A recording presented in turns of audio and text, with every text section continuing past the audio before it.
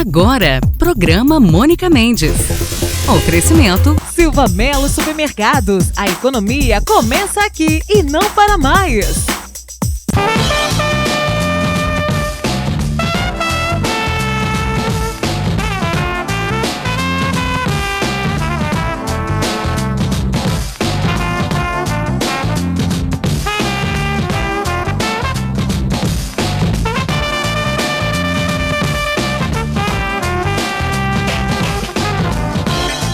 Atual como você.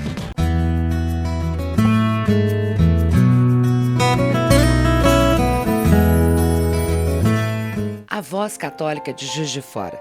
Estamos aqui na Cúria Metropolitana da Arquidiocese de Juiz de Fora. E nós vamos entrevistar o Padre Éder, que é chanceler. Padre Éder, boa tarde. Queria que o senhor falasse para nós, em primeiro lugar, o que seria a chancelaria da Arquidiocese. Boa tarde, Mônica. Boa tarde, você que nos assiste neste momento. Em primeiro lugar, talvez seria interessante explicar o porquê o nome chanceler. Talvez quem está nos assistindo já ouviu falar este nome, mas não sabe o seu significado. Bem, o nome chanceler vem do latim cancellarius, aquele que guarda a cancela, aquele que guarda, zela por alguma coisa. E surgiu a palavra chanceler porque ele é o responsável por guardar e colocar o selo oficial da diocese em alguns documentos que são feitos pela própria arquidiocese. No nosso caso, na arquidiocese de Juiz de Fora, a chancelaria é responsável por fazer todos os documentos que são da arquidiocese. Provisões, decretos, com relação também a algumas questões do Tribunal Eclesiástico. E todos os documentos que são feitos na chancelaria, o chanceler, o bispo ou vigário-geral tem que assinar. O chanceler assina para certificar que esses documentos são autênticos. Seria o mesmo que colocar a chancela, colocar o selo para dar um certificado que aquilo é um documento autêntico feito pela própria arquidiocese. Se olharmos no geral, o chanceler hoje e a chancelaria da arquidiocese seria a secretaria da Cúria, onde são feitos documentos, onde são impressos tudo aquilo que é relacionado à vida das paróquias. Por isso, a chancelaria é muito ligada ao arquivo da diocese, porque no arquivo onde se encontra os documentos, onde tem a parte histórica de tudo aquilo que aconteceu e de tudo aquilo que está acontecendo na vida da nossa igreja, no caso da nossa igreja particular de Juiz de Fora. A área da comunicação também, porque o setor de comunicação da nossa arquidiocese, além de ter o site, além de ter o jornal, ele é responsável por dar o parecer a todos os padres, a todas as paróquias de mudanças, de transferências, de alguma ordenação que vai acontecer, alguma cerimônia que acontece no nosso seminário Santo Antônio. Então, a maior parte dos documentos e tudo aquilo que às vezes acontece na vida da arquidiocese passa pela chancelaria, que é a secretaria da nossa Cúria. Hoje, nossa arquidiocese de Juiz de Fora contei quantas paróquias? São quantas paróquias? Bem, quando a arquidiocese completou 90 anos, nosso arcebispo ele criou mais 4 paróquias. Então hoje a arquidiocese de Juiz de Fora tem no total de 90 paróquias. É até bom que com a criação dessas 4 paróquias, toda a documentação de livros, de decretos, tudo foi feito pela chancelaria. Então, para ser criada uma paróquia, requer uma série de documentos e providências a serem tomadas.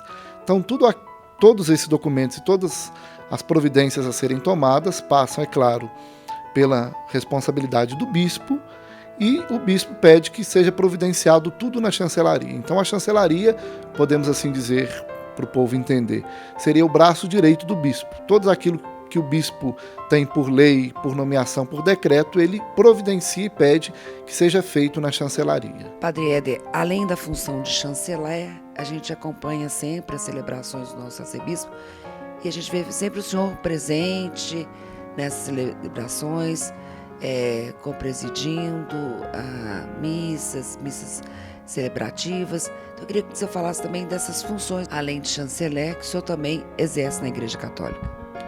Muito bem, Mônica. Eu sou chanceler, antes de ser chanceler eu sou padre.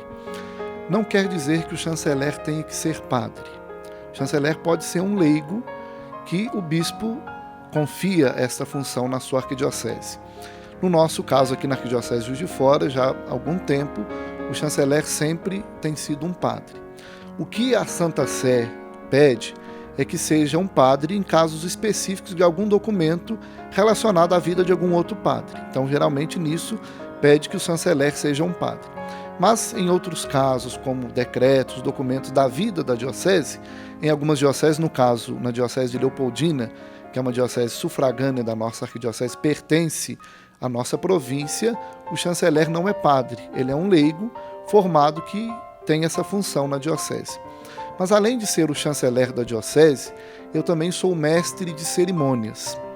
Para que as cerimônias na diocese aconteçam de acordo com a norma litúrgica e aconteçam da melhor maneira possível, seja seguindo a orientação da igreja e a melhor participação do povo, a igreja orienta que tenha um mestre de cerimônia, um cerimoniário, aquele que é responsável de ajudar o bispo, que geralmente preside a cerimônia solene na diocese.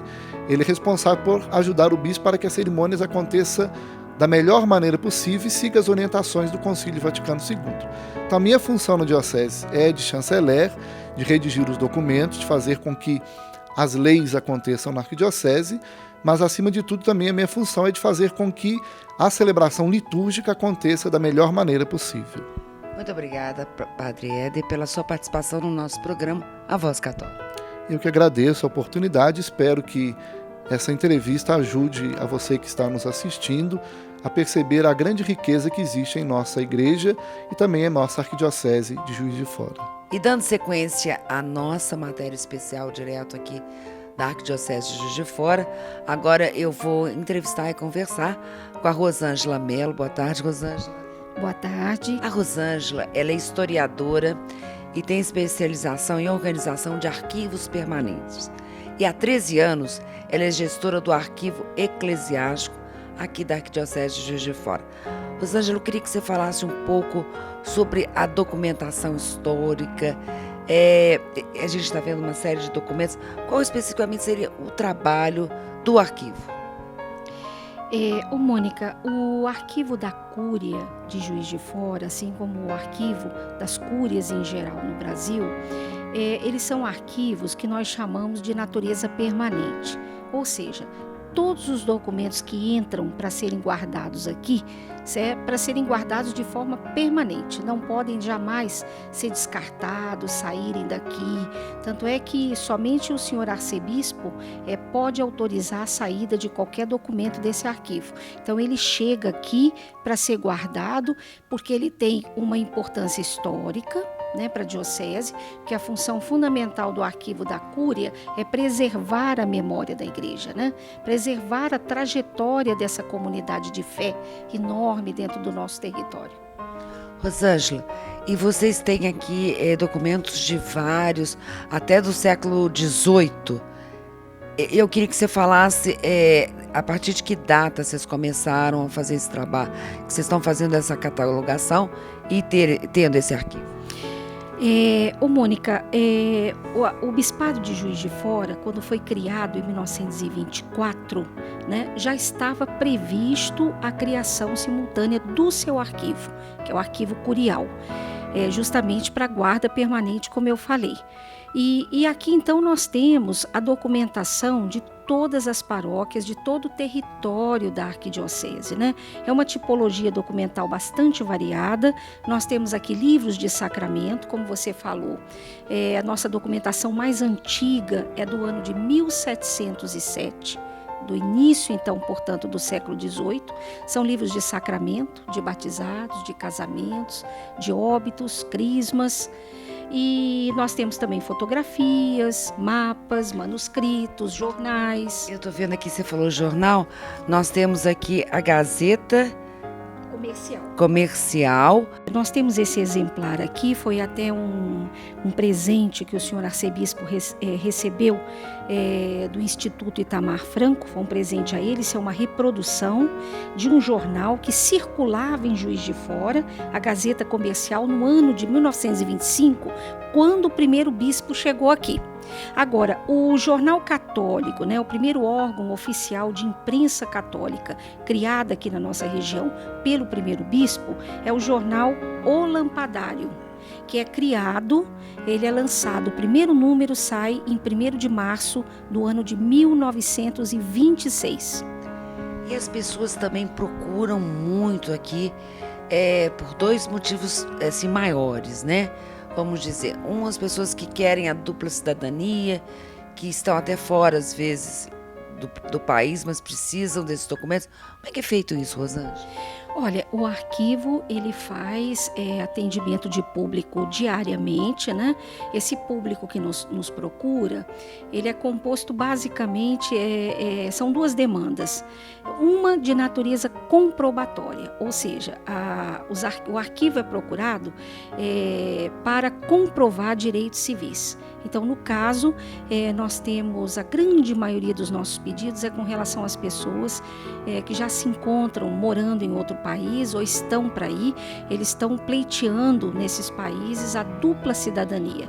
Então, eles necessitam desses registros religiosos para comprovar que tem uma ascendência daquele país, para ele também ter direito à cidadania, né, e, portanto, a regularização da sua vida civil. Então, isso é muito importante. Cerca de 80% dos nossos usuários são essas pessoas que estão buscando vida em outro país, né, comprovar a sua ascendência para poder ter direito a essa cidadania. E um grupo menor diz respeito a pesquisas históricas, pesquisas acadêmicas. É o nosso público de universidade, tanto professores quanto os alunos, que ainda estão elaborando, estão trabalhando com seu mestrado, com seu doutorado. Então, eles vêm se apoiar nas fontes documentais da igreja para poder embasar o seu trabalho acadêmico. E nós estávamos conversando também antes dessa entrevista, pessoas que procuram para montar, né, toda a sua árvore genealógica, né? Sem dúvida. Também genealogistas, são as pessoas que estão trabalhando com a história da sua família, montar a sua árvore genealógica. Então, através do registro dos sacramentos, os batizados, os casamentos, os óbitos, eles vão recuperando a história, né, a trajetória da sua família. Agora eu queria que você me falasse como é que são acondicionados estes documentos.